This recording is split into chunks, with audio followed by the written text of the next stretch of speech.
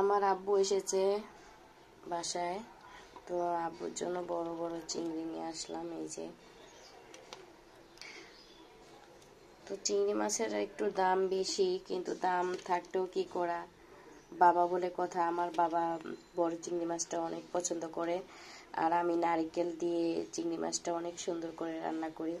আর এই চিংড়ির মালাইকারিটা আমার বাবা আমার হাতের অনেক বেশি পছন্দ করে। আর অবশ্যই রেসিপি দিব।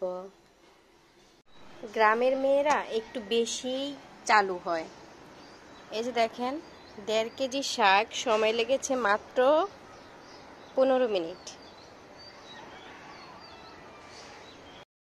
Hello everyone, welcome back to Sharmin's blog. সবাই কেমন আছেন? তো প্রতিদিনের মতো আরেকটি ব্লগ নিয়ে হাজির হলাম।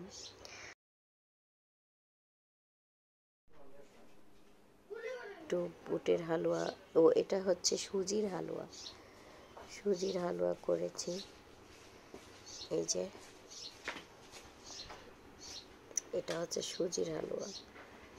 বুটের হালুয়া করেছি। এটা রুটি, আর এটা বুটের হালুয়া। এটা বুটের হালুয়া করেছি। তারপরে যে পিঠা বানাইছি, আমার ছোট ভাই, বউ আর আমি মিলে বানাইছি। দুজনে মিলে পিঠাটা তৈরি করছি। পিঠাটা অনেক বেশি মজা হয়েছিল। আমি পিঠা রান্না করার পরে ভিডিওটা দেইনি। এটাও সুজির হালুয়াই। তো যাই হোক, আলহামদুলিল্লাহ সবকিছু ভালোর মতো হয়েছে। আমার শরীরটা একটু খারাপ হয়েছে ঠান্ডার কারণে।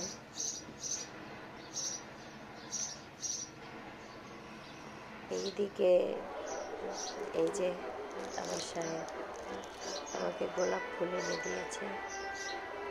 গোলাপ ফুল নিয়ে এসেছিল। তো এদিকে একটু রোস্ট করেছিলাম আমি, রোস্ট আর পোলাও করেছিলাম, পোলাও আর রোস্ট। তো যাই হোক, আমার ভিডিওটি ভালো লাগলে অবশ্যই লাইক কমেন্ট করবেন, পাশে থাকবেন। আল্লাহ হাফেজ।